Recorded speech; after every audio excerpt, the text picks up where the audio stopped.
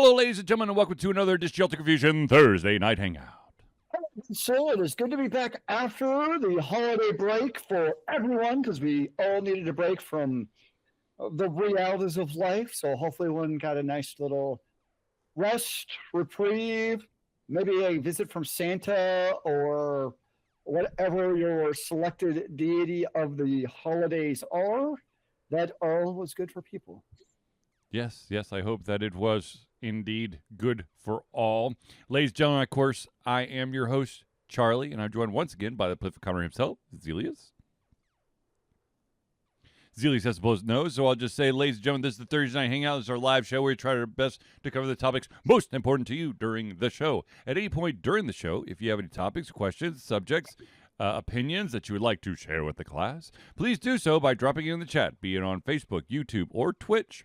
Now, of course, if you're watching the recorded version of this, which will be available on YouTube, it will also be available on our website, alterconfusion.com. Drop the comments there, and we will add it to the very next show.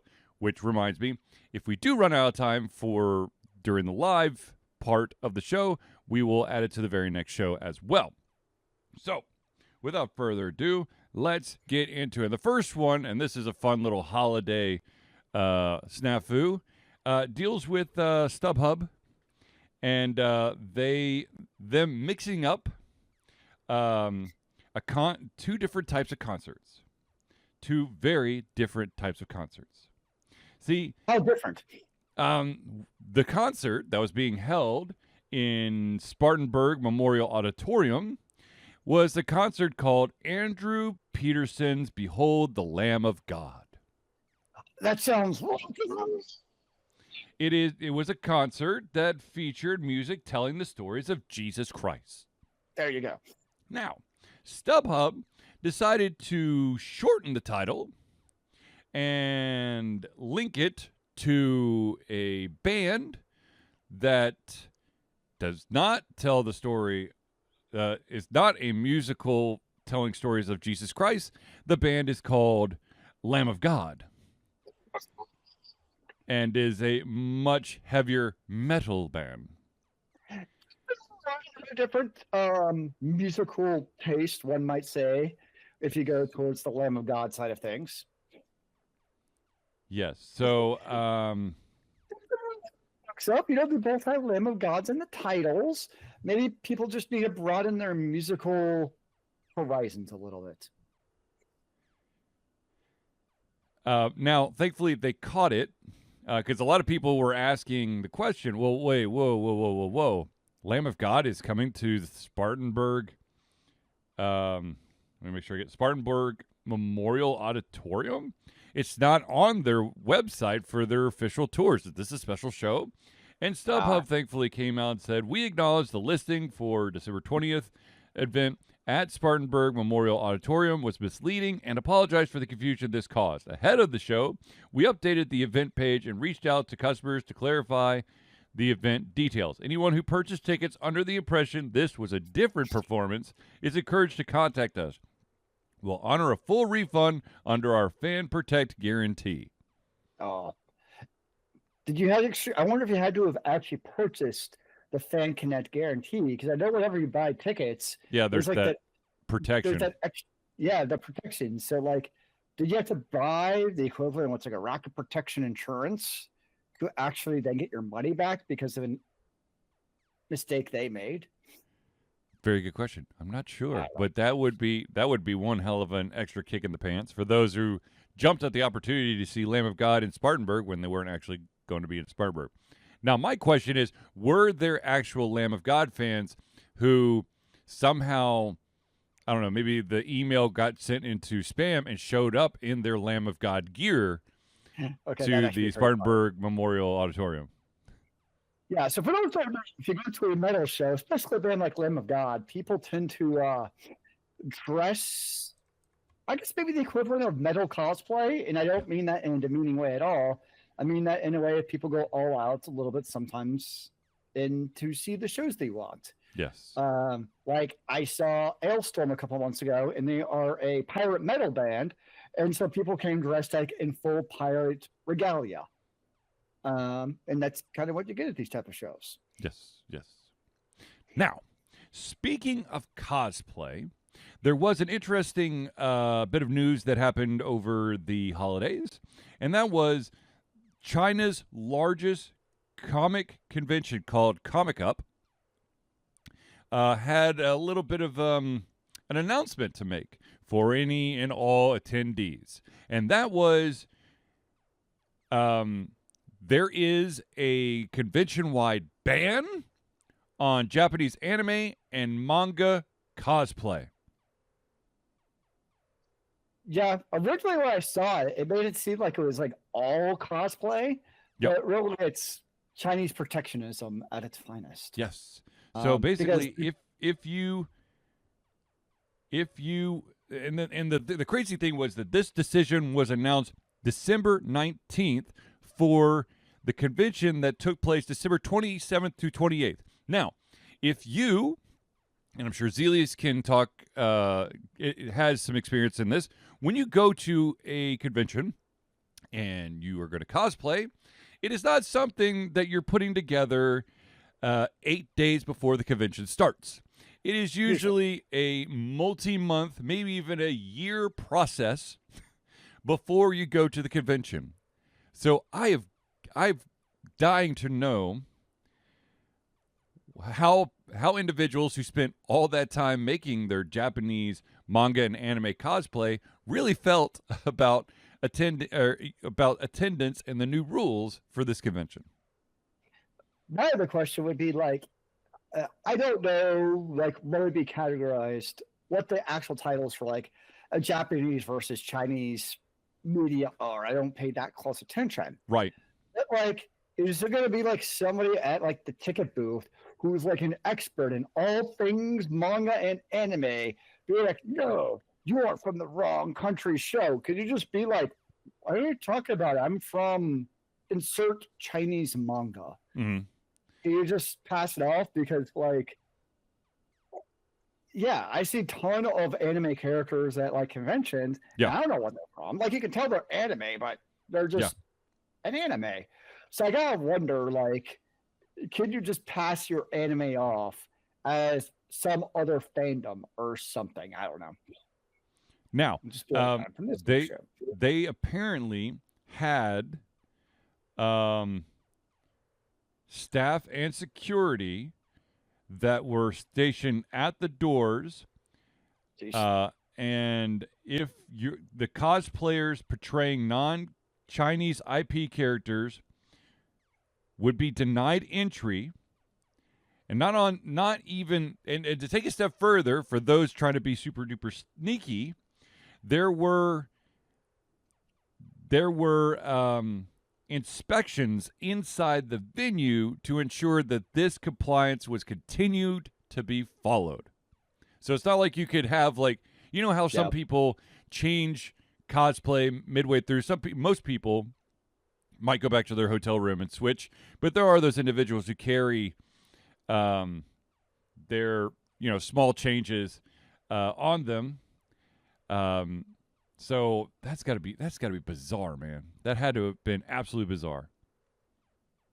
Yeah. Fun times. That would be. I mean, it would be like. It would be. No, it wouldn't even be that, because here's the thing: you go to an anime convention, and you want to talk. You show up as like a book character. Then you're probably at the wrong convention, I feel like it'd be like, the equivalent would be like if AWA, Anime Weekend Atlanta, only allowed anime characters. Yes, like no video game characters? Yeah, exactly. Like that's, I feel, would be like kind of the equivalent for like, you like only allow, or if you want to go really stupid, sorry, we're only allowing United States origined animes. Is that really anime though? Exactly. I think it's just animation. Yeah. So I'll be like, okay, I guess nobody's going to cosplay in that case. Yeah. I guess you could go as, I don't know, what's a US based only cartoon? Rick and Morty? The Simpsons? The Simpsons? Family Guy? There you go. Wow. In Avatar? Like the Last Airbender, isn't that American? Oh no, because it's obviously heavily influenced by the West or the Yeah, East, I should say. but it was Nickelodeon. Nickelodeon. Yeah, good question. I don't know. Yeah, what was- so Adventure Time. There, boom, Adventure Time. Everyone's dressed up as Adventure Time characters. yeah, I mean, thankfully, like conventions, I've never seen that restriction. And there's definitely styles people gear towards is for sure Yes. a thing. But it's not like it's prohibited at the gates or anything. 'cause Right. I mean, that would- the only true things that are prohibited at conventions are overly risque outfits and bladed weapons. well, the risque depends on the convention you go to. True. But like a MomoCon, Yeah. you got to have a certain amount of coverage, let's say. Yeah, the weapons makes sense, and you're supposed to, of course, do your orange tagging. So if like you have like for instance, like a gun, Yep. like because your character from like not Assassin's Creed, goodness, like Call of Duty, Yep. you're supposed to put like an orange chip on it to like recognize it, and you also zip tie the handle or the trigger. So there's certain things most conventions kind of have, so you can look at a weapon and be like, oh, that's I forget what the term. There's a term for it conventions use, which I'm blanking on now. That basically says like it's been identified and it's safe to carry around. Yes. It's been inspected. But apparently Bonded. That's the term. Huh? Bonded. Bonded. There you go.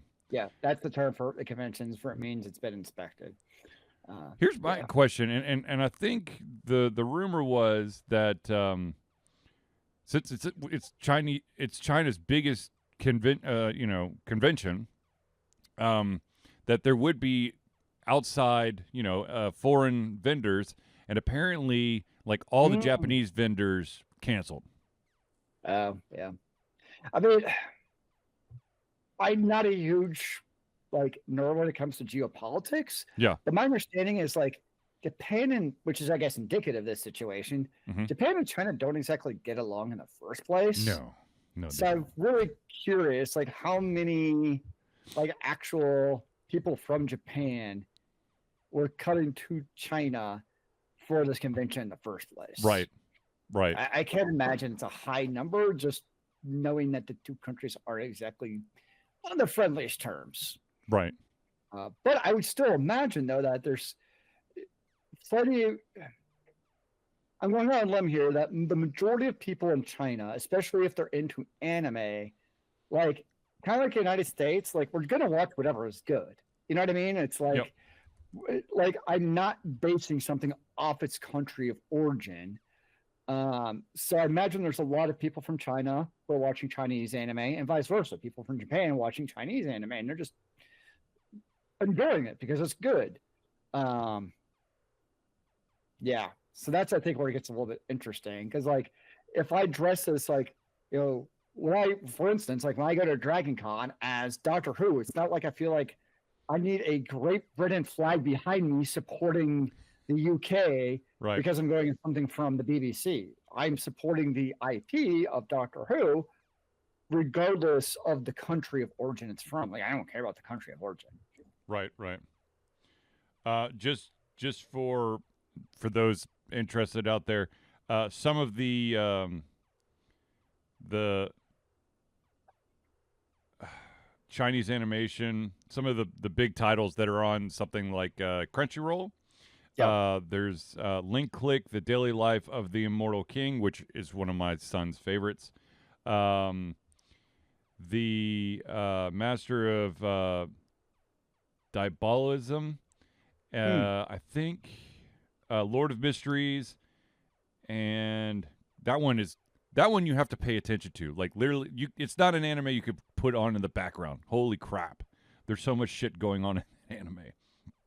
Gotcha. And then, of course, the two humongous movie titles, Neza. I've only seen the first one. The second one has finally come to HBO Max or whatever the hell they're calling it this week. And that will be probably my family's movie pick for tomorrow night, because we do movie nights on Fridays, Saturdays, and Sunday nights. Nice. and the first one was really good. So I can't wait to see the second one. Anyways, all right, moving on. Okay, let's get through the sad news, shall we? No. There were a couple of deaths that happened during the holidays. One of them being David Rosen, who was a Sega co-founder and also helped the arcade system. Basically, he helped create the arcade scene. There we go. He died at the age of 95. So it's not like, it's not like it was a surprise. I mean, he has lived a very, very long life. He unfortunately passed away on Christmas Day.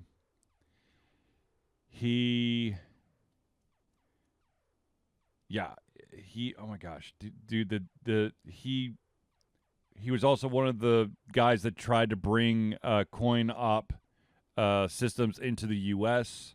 In the early days. So, I mean, this guy was pretty pivotal to help video games be what they are today. I think I lost Zealeus here. Sorry, my allergies are killing me tonight, so I keep on muting myself. I forget to unmute myself. All right, what were you saying?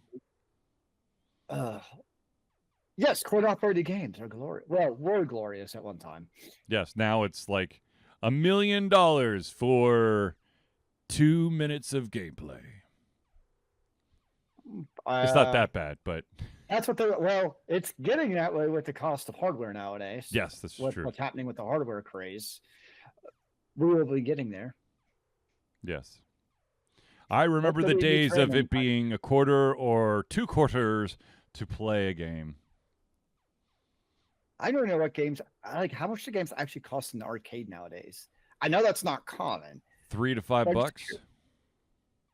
Hot diggity.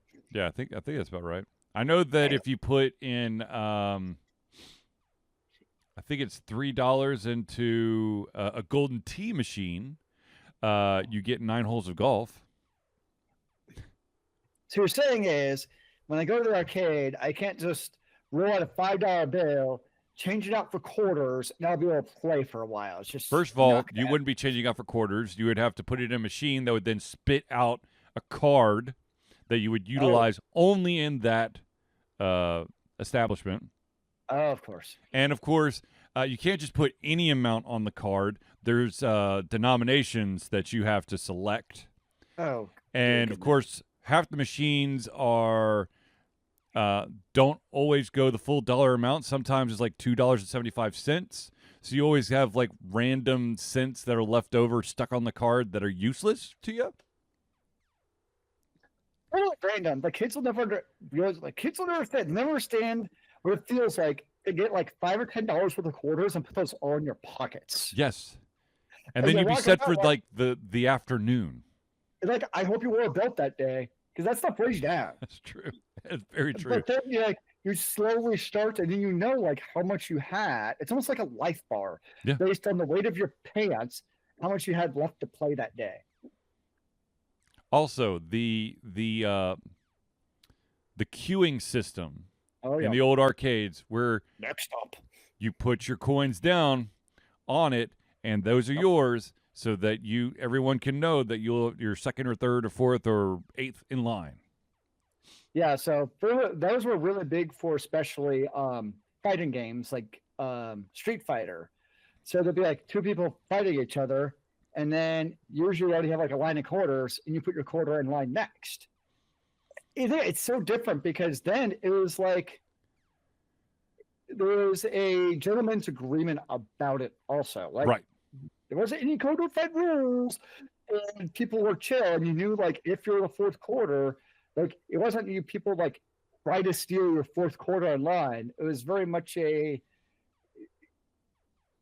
atmosphere of camaraderie, and you wanted to basically not screw everyone over. Exactly. And the winner stayed. Yep. If you're really good, you basically never had to leave the arcade game. Exactly. I never. I mean, I guess I went into arcades, but I never really queued up. The only game, because first of all, I'm a button masher to the extreme. I do not have any strategy when it comes to fighting games. I'm just going to try to overwhelm you with my fast button pushing, which actually isn't all that fast. So usually I'd lose to like an 8-year-old when I was like in my teens. But anyways, the one game that I would queue up for that was a fighting game was Soul Calibur. I would queue up for that one. If it was any other fighting game, I if like someone's like, I'm looking for a new challenger, I'd be like, okay, then I'm not gonna wait in line. If there's no line, then I'll jump in. Otherwise, I'm gonna go play, I don't know, some other game. I like the shooting games like Area 51. Yes, well, those were good too. Use the duck hunt technology, baby. Oh yeah. None of those lame LCD or LED screens. You need the true gloriousness of CRT. I love how you could dick over like the newer generation of gamers by plugging in the old Nintendo into an LED screen and give them Duck Hunt. Like, oh man, you suck. Let me show you how it's done on the old school TV. Okay, so one other unfortunate passing, and that was Vince Vampella from. He was the co-founder of Respawn Entertainment. He was the head of EA's Battlefield series. He unfortunately passed away at the age of 55, and it was due to a car crash in on a Southern California highway. Jeez, yeah, especially that's still young, man. Too young. Yep. I mean, the dude had, some serious creds to his name. I mean, being the head of the entire Battlefield series that's something. Yeah, that's big. It's a legacy.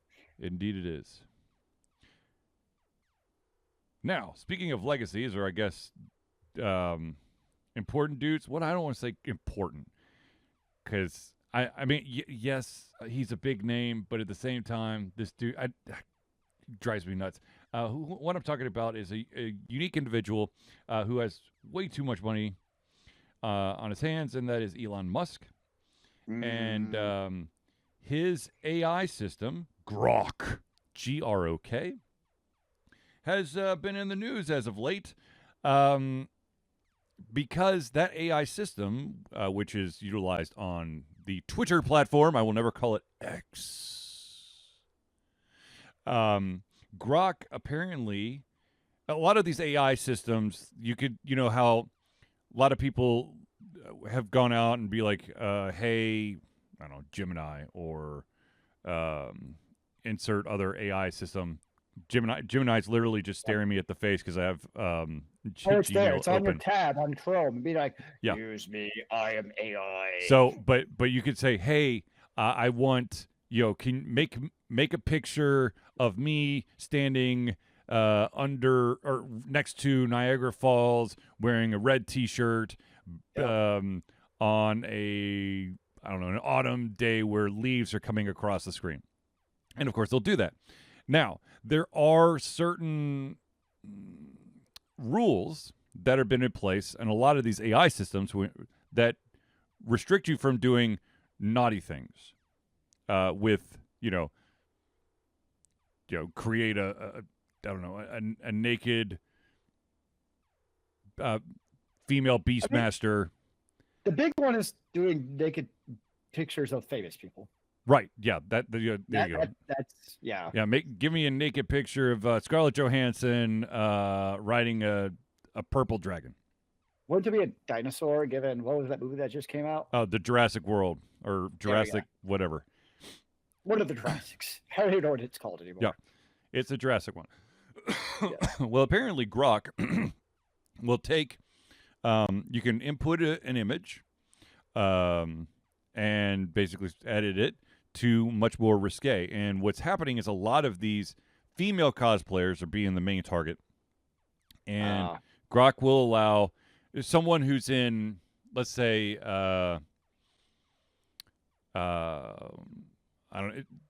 there's a female cosplayer that's dressed up as Naruto. Okay, so it's the full orange jumpsuit, all that stuff. You Sure. you could give Grok that picture and say, put her in a string bikini, and Grok's like, boom, string bikini. And a lot of cosplayers are like, what the fudge?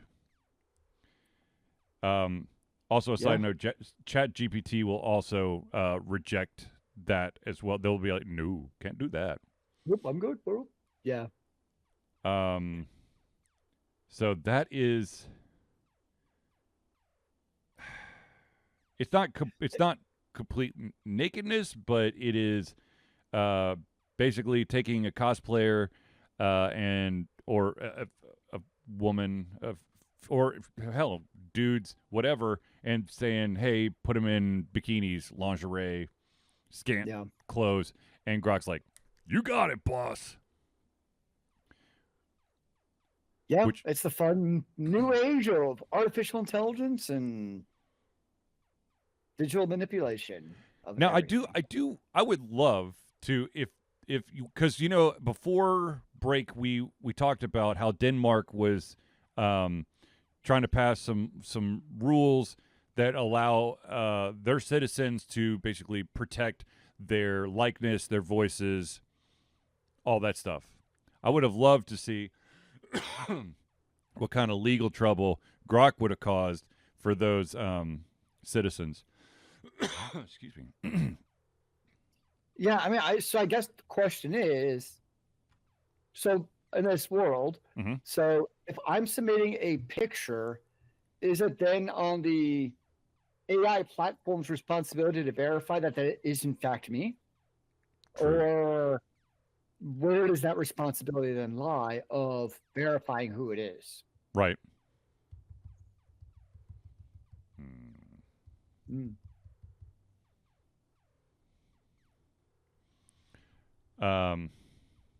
Yeah, I don't know. Because people use AI, I mean, all the time, like online, to touch up their pictures, right? Yeah.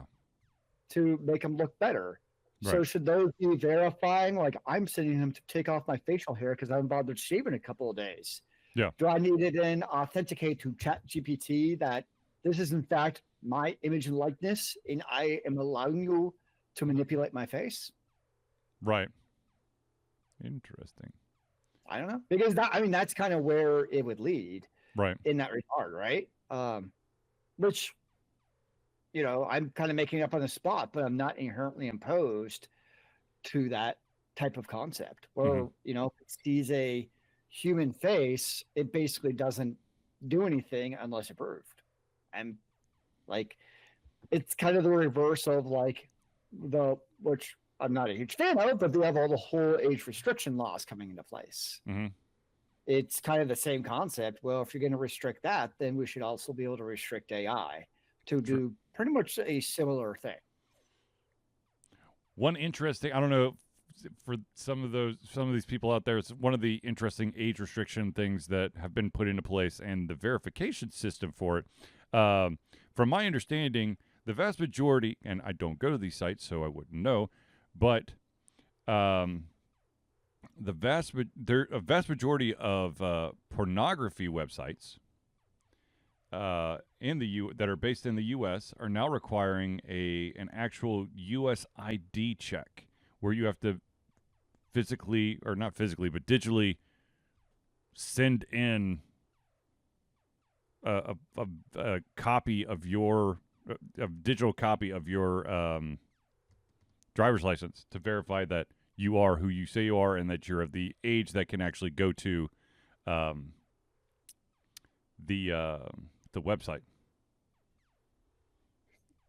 And of course, there's going to be a day in the future when those websites are hacked, and all the information that's going to be tied to your real ID is going to come out. Remember when Blizzard tried to push Real ID, where it just had your real name on there? Yes. Just make it much, much worse. Yes. I remember I had a concept years ago where basically, so like, I'm trying to think how to phrase this correctly.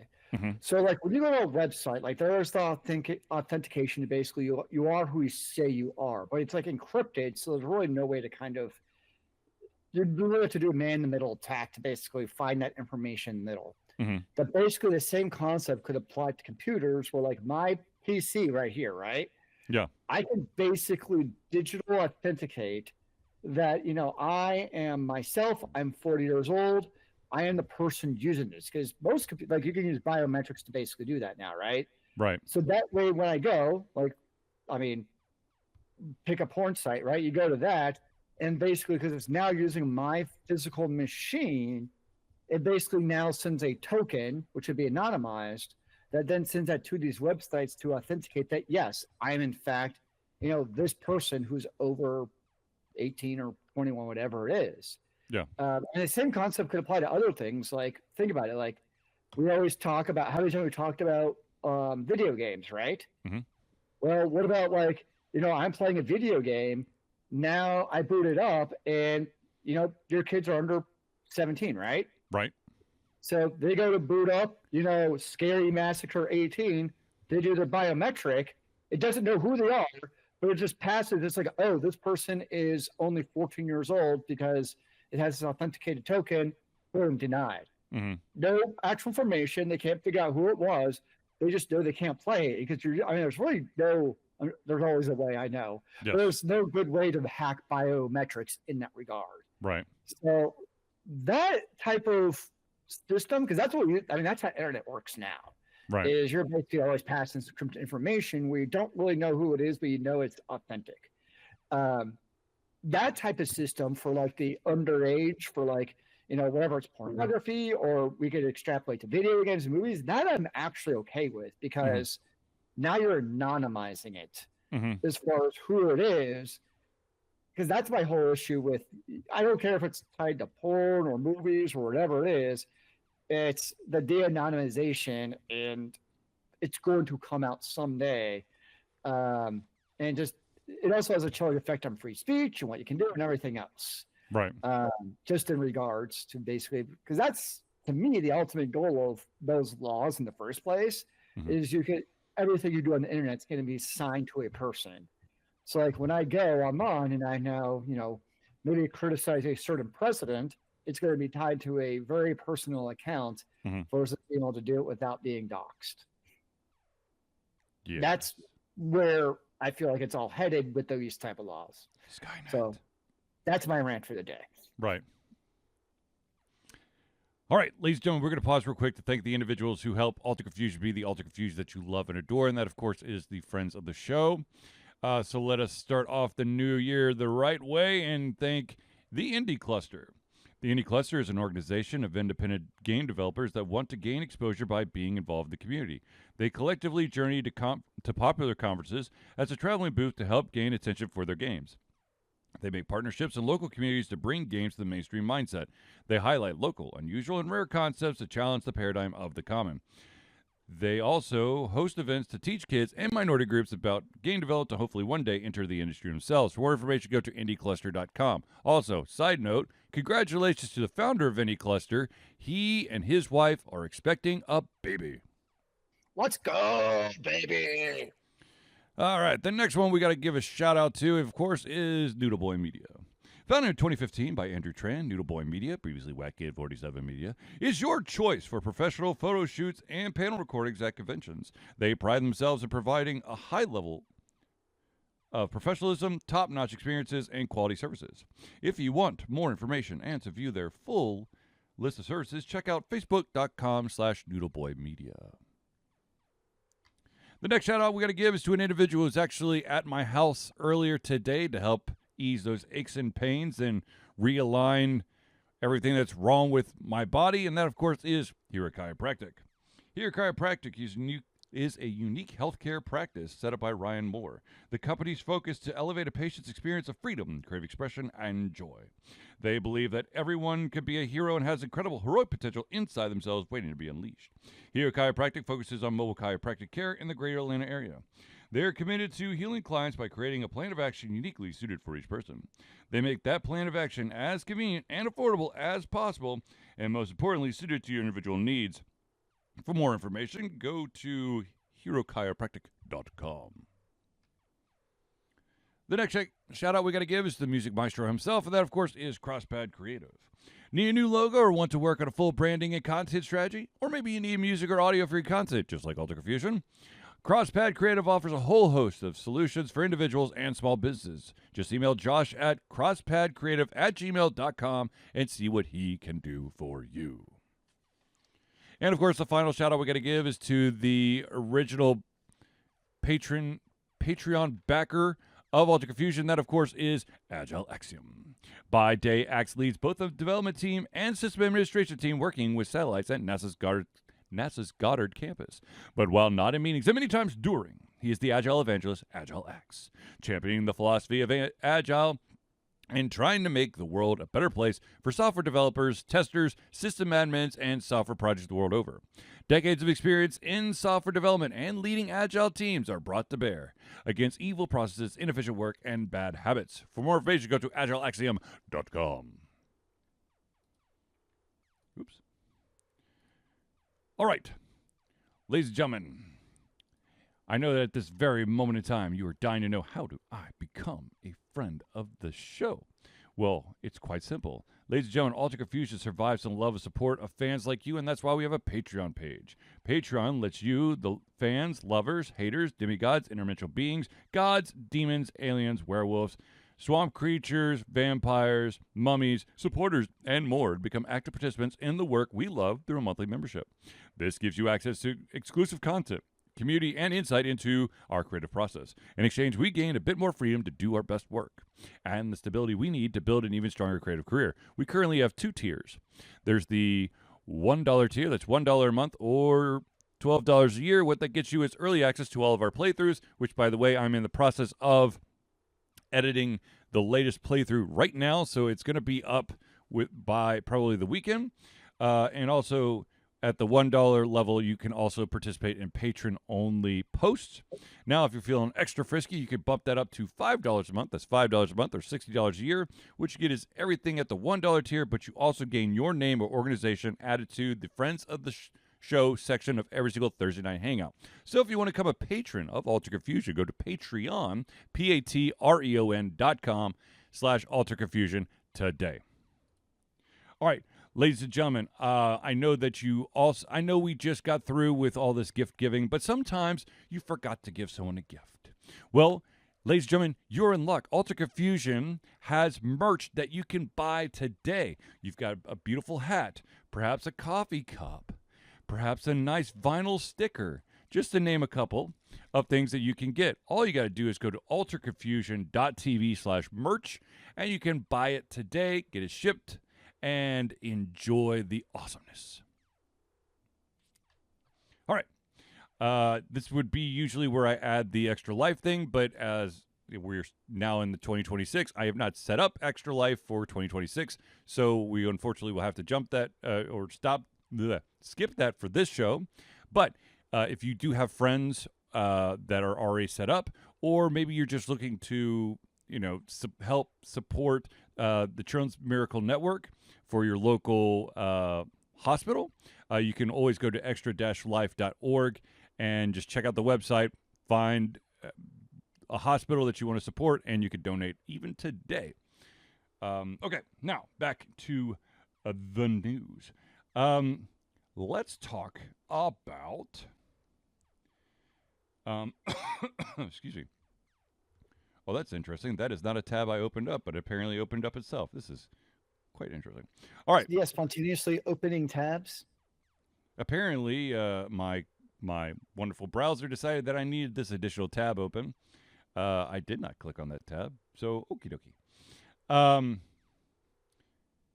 Something really cool, and also I don't know, like legally, I don't know how this is going to go down, but apparently there is a consortium of modders that have been heavily at work with over 100 gigs of what they're calling the Genesis mod. Ooh. And this Genesis mod modifies Starfield into a massive Star Wars game. Nice. I'm talking it. They give the quest a Star Wars flavor. They're switching out the character models for Star Wars characters. The individuals that you'll be interacting with are, could be just, a ton of different races. Entire locations have been redesigned to resemble classic Star Wars environments with desert settlements, domed architecture. It looks awesome. I love fan projects. I do. I really, really do. I'd be very curious to see if Disney says anything. Yeah, it's like Starfield, Bethesda. They're not going to care. Yeah, they're probably like, this is kind of cool. You're going to gain more attention to your game. Yeah, it's the mouse who's going to care because they're going to look at it as copyright infringement ultimately. So the question is, how long did they let it go? Because the thing is, and this is the unfortunate truth behind why fan projects usually get the cease and desist letters from IP owners. It's because not all fan projects are going to be good, and IP owners don't want individuals who have nothing to do with the IP to muck it up. I think this also might be a little different though, because the fan projects we always talk of, they're like their own basically game or movie or whatever is from the ground up. Right. Whereas this is a mod, which is very different than we talked about in the past. Yes. So I'll be curious to see if that's any different in that regard, being a mod. Yeah, I look at it as, kind of like fan projects, where as long as you're not making money off of it, I don't think it should be an issue. I agree. I don't. Excuse me. I'm all in favor of fans showing love for their favorite IPs out there. I mean, I do. And ultimately, because even like you said, if it's done well or not well, yeah, I kind of feel like the problem I have sometimes with that argument is when it comes to video games, if it's not well done, people aren't going to play it anyways. Even if it's a terrible Disney remake of, in this case, we're mentioning Star Wars, if it's bad, there's so many choices where it's it might be oh, that's interesting. There's a lightsaber, but this is trash. So I'm just not going to use it. I might see it for 3 minutes and be well, this is dumb. Yeah. So it's kind of I know what you're saying with that, but at the same time, it's kind of I don't know. I mean, I could go also into IP owners retconning their own, lore of their IP. They should sue themselves for stealing their own IP and ruining it. It's I'm sorry, we decided we didn't like that story. The holder of the retcon should sue them when they retcon the original source material. It's just a vicious cycle. It's an endless cycle within its own company. Suing and counter-suing themselves. So does this give you any incentive to go back and play Starfield again? No. No. I've moved on to other games. Okay. And also, I don't have 100 gigs available on my SSD to install that mod. So that is one hell of a size mod. Well, I mean, Starfield isn't small either. I mean, Starfield is. Hold on, I got a cheat here. I'll pull it up and see if I can. Starfield. The base model is 125 gigs. Okay, so you're talking 225 gigs plus. Insane. That's a lot of gigs. All the gigs belong to Starfield. Apparently so. Okay. I have corrected my computer for opening random tabs. Let's talk about there is a some would say a delicious chip company. A company that makes delicious chips called Pringles. And Pringles apparently has decided to run some giveaway stuff and hand out freebies in quite a few different games. One being World of Warcraft or Sea of Thieves, Fallout 76, and The Outer Worlds 2. However, there are two big catches to getting your hands on these freebies. Okay. One, you have to be in the EU. Oh. Okay. Two, it requires a smartphone app to complete the whatever steps you need to do to get your hands on those freebies. It sounds like too many steps for me. Yes. It's like some of the stores now, in order to, I think it's Kohl's, in order to get a price check in like an item, you actually have to have the app installed to get the price check. So like you actually have to have your phone in the store with the Kohl's app, and I'm assuming you use the camera to QR scan it, but like that's the only way to get a price check in some items now. I'm just like, no.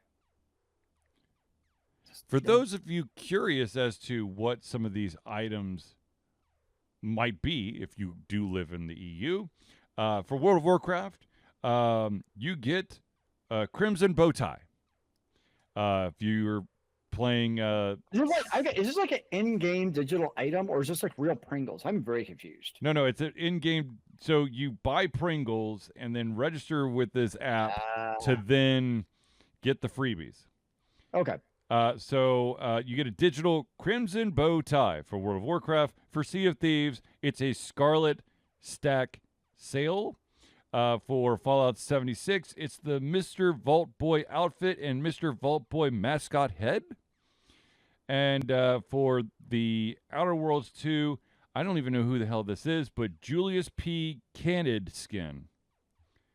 You got me, bro. I don't know who that is, but cool, man. Cool.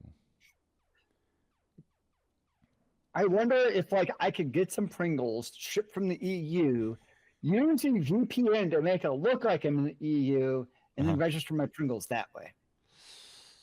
But wouldn't most of those games would be on an NA server though? So I does wouldn't the think they care about the server because there's plenty of people from like, especially like Oceania who join NA. Oh, that's true because they want the competition. Yeah, so you're right. There usually are locale servers, but like you can always choose your locale. Yeah, interesting. Well, anyways, so congratulations to the EU and if you're in the EU and you love Pringles and you play these games, then ta-da! Pringles are one of those things where like I like a good can of salt and vinegar Pringles, but like once every 6 months to a year. Like I don't need them like regularly in my storage, you know, closet. But like every once in a while, I'm like, I just need a good a can of Pringles to eat for dinner tonight. You get that itch. Yeah, it's just the occasional itch. It's kind of like me and getting a bag of combos. Ooh, wow, combos. Yeah, man. I could never get into combos. I know people like them for road trips. Yes. That's usually when I'm going on a multi-hour road trip, I buy a bag of combos so I can just slowly munch. It doesn't make, I mean, yes, technically there could be some mess, but it is pretty minimal mess because it keeps size. Huh? They're the right size because they're the bite size. I get exactly. That. Yeah. See, I like a good bag of sour Skittles and beef jerky, but it can't be the stick beef jerky. It has to be like the flat, real beef jerky. Like a bag of like flat jerky? Yeah. So basically like a bag that you would get at a Buc-ee's. I mean, that is supposed to get your bag of beef jerky. I know. Oh my God, the amount of beef jerky I've bought at Buc-ee's is nuts. Yes. And they have nuts at Buc-ee's too. Yes, they do. They do. And they've got basically anything and everything at Buc-ee's. Buc-ee's is one of those stores like trying to describe to somebody who's like never been to a Buc-ee's, especially if you don't live in the US. Yeah. Like So it's a gas station. It has like 90 gas station pumps. Yep. But like that's only half of the battle. The other half is like the entire store. It's ridiculous. It's Oh no, to me, it is the quintessential distillation of American capitalism at its finest. that about sums it up. It is, but it's actually good. Yeah. I mean, it's quality. Like they have enough gas pumps, you don't have to wait. The food is always good. Like the stores are clean, so it's like it's a good distillation. It's not like bad. You know what I mean? Yeah. Yes, I agree. I just remember something. I closed one of the tabs. When I think about that, I think my favorite is like if you're south of Atlanta, like south of the perimeter on 75, there's a billboard for you're only 120 miles from Buc-ee's. Yes. You're going back north. I'm like, really? Yeah. Always makes me laugh.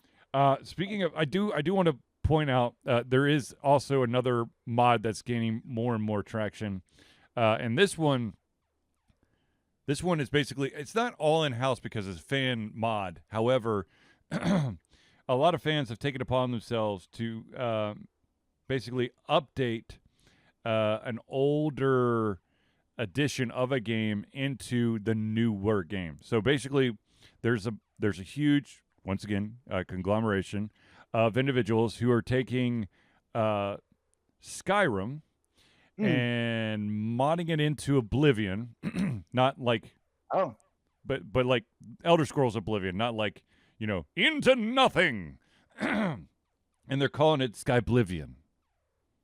Interesting. Yes, to make it look really pretty. Seeing recently, we may have actually talked about it on the show. Was City of Heroes. Yeah, we didn't talk about it on the show, but I do remember. I mean, I've heard some City of Heroes stuff. So City of Heroes, so it's an MMO that people love that shut down. I don't know how long ago. I never got into it, so I didn't really follow it too much. But it's one of those things where like it's magically show up on my magic YouTube algorithm, and now I see these videos. It's called City of Heroes Rebirth, where basically it's a fan-made continuation, kind of like the private servers and stuff of City of Heroes.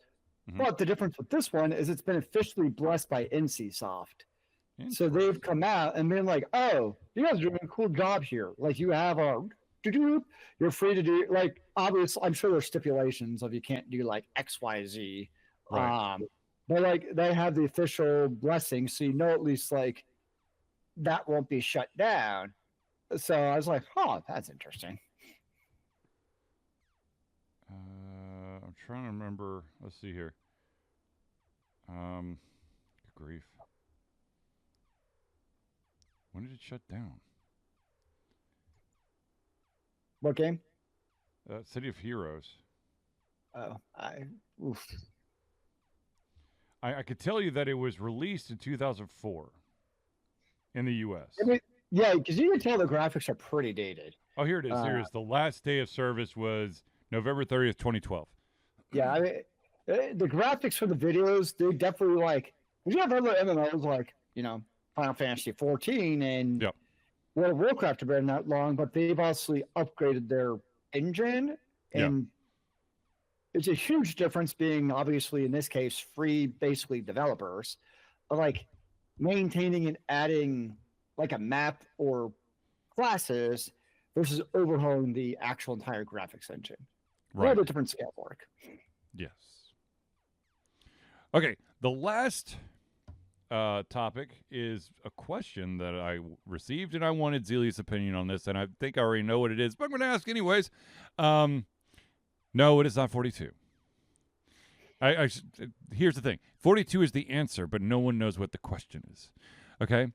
Well, I don't know what your question is, so it's actually kind of valid. Well, there you go.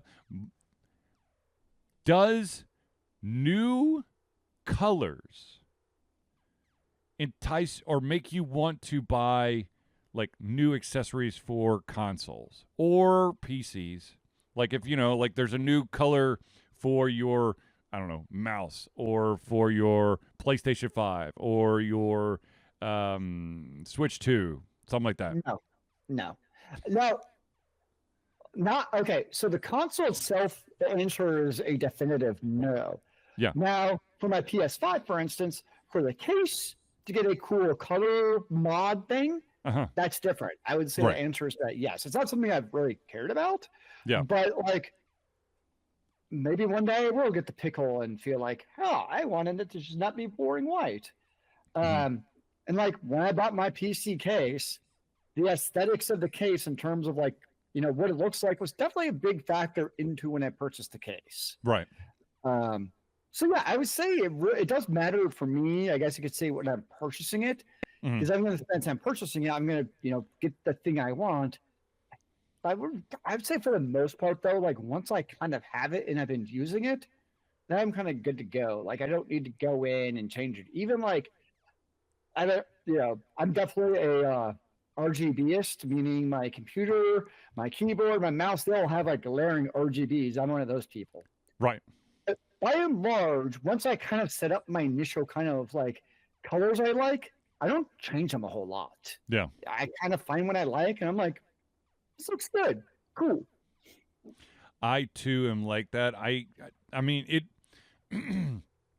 I think, if it was something that potentially could need replacing, if like maybe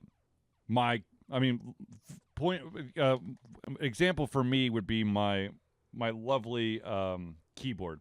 It's backlit. All the keys are RGB. And I of course love the color red. I don't know if you know that, but so Red and all black, my yeah. keys, all the keys are red. However, for some reason, the F key stopped working. Like it works on the keyboard, but it doesn't light up. So it's just this weird dark zone. So if like the keyboard started really going, and there's like this new RBG keyboard, then yeah. But I'm not going to be like, ooh, there's a new RBG keyboard that makes even slightly louder clicky noises. Because I love my mechanical keyboard. I can't, it drives me nuts when I'm hitting keys and there's like no feedback whatsoever. It freaks me out. Keyboard. Yeah. The same thing with consoles. Well, maybe not the console, but maybe controllers. They come out with a sweet new color. I mean, it wouldn't be bad to pick it up, but I'm not going to be running to the store day one to be like, oh my God, I have to have this. But it's nice when you need another controller because controllers, they do go bad over time to then have those choices and options. Exactly. But I do think, like, based on the fact, like, controllers and keyboards and mice, for that matter, are all actually good examples. Where I definitely think there has to be a market where people do buy it just because it's shiny and new, right? Not because they need it. Otherwise, that market wouldn't probably exist as much as it does, right? So I definitely think there is that case where that definitely happens. Just for those out there who do have a PlayStation 5, apparently there are new DualSense cover colors coming out soon. So, I like mine. I got the purple, kind of like magenta purple controller that I like the colors for. But I don't feel the need to buy another one. I don't know.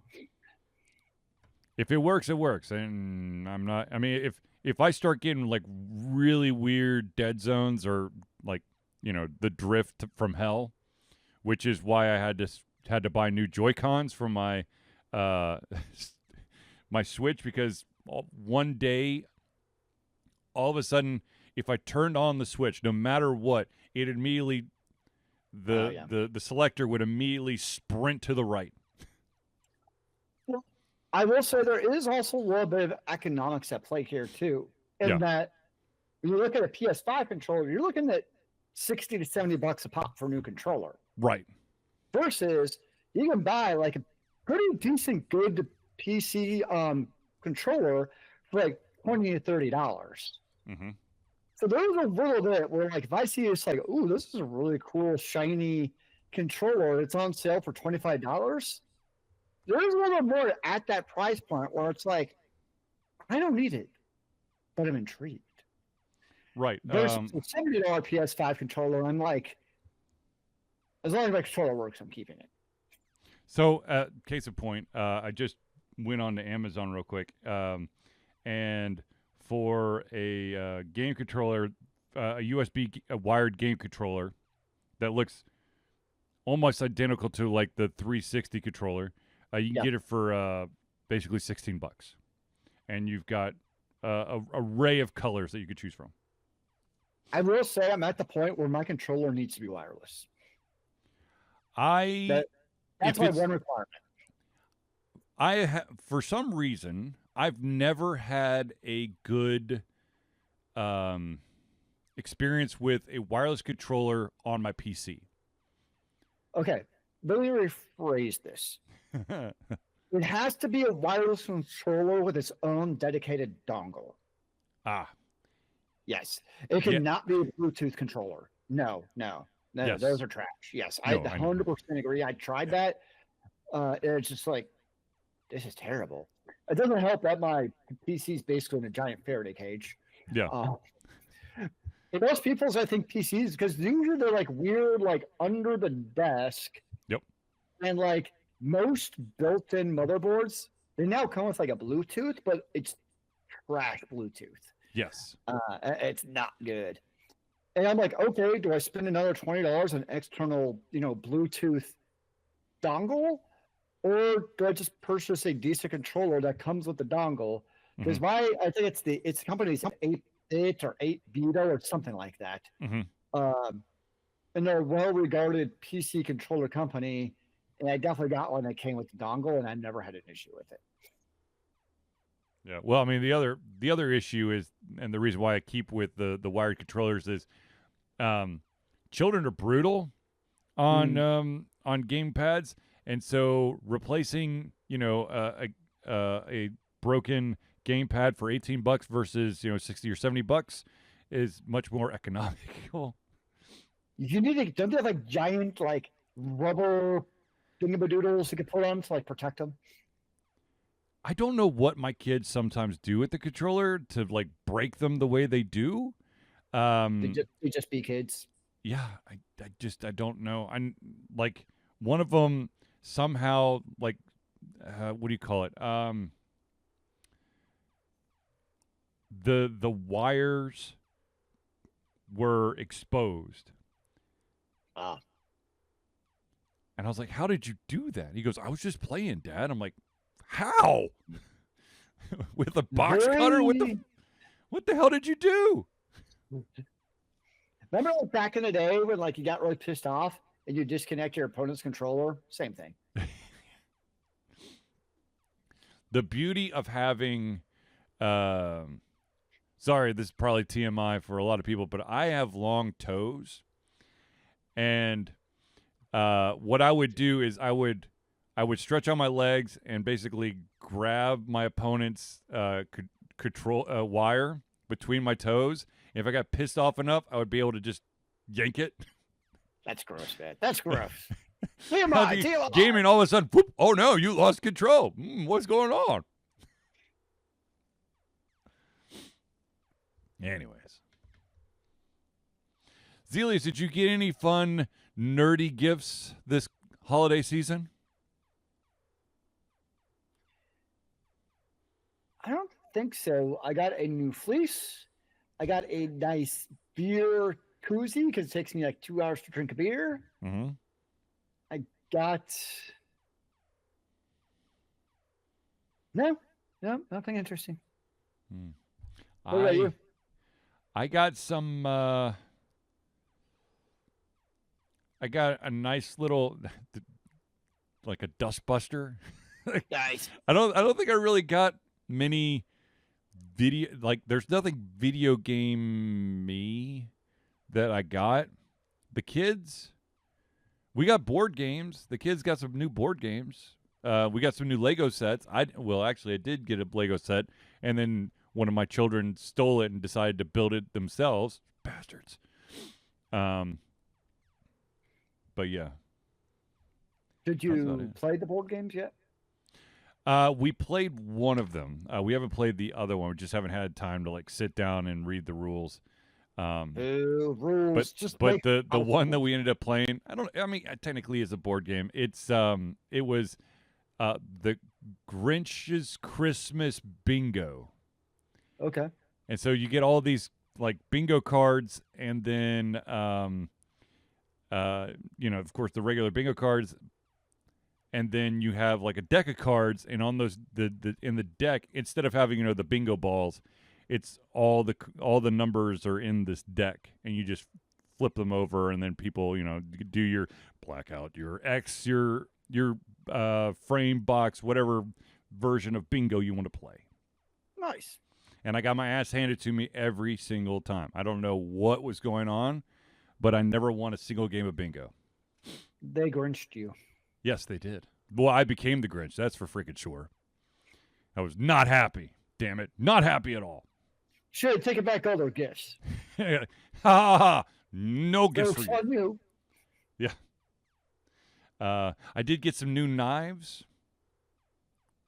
Like for the kitchen or Yes, for like yes. cutting things? Got Okay. new kitchen knives, which I desperately Hey. needed. Kitchen knives are a very good thing to have. I approve of your kitchen knives Yes. in general. I needed some. I put certain knives through the ringer when I'm cooking, so I needed some replacements.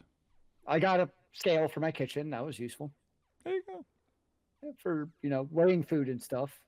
That's like the one kitchen-y thing I got. I got a couple books. I didn't get any books, but the thing is, we're such a Kindle family now.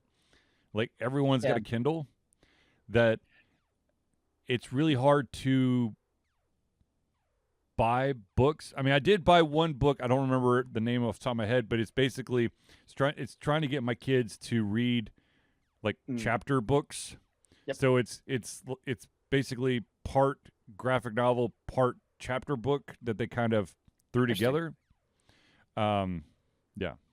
Well, these were two series I'd started in paperback. And I kind of had the mentality of like, I start series in paperback, I'm going to continue to read in paperback. So they were book 2 and 3 of a series.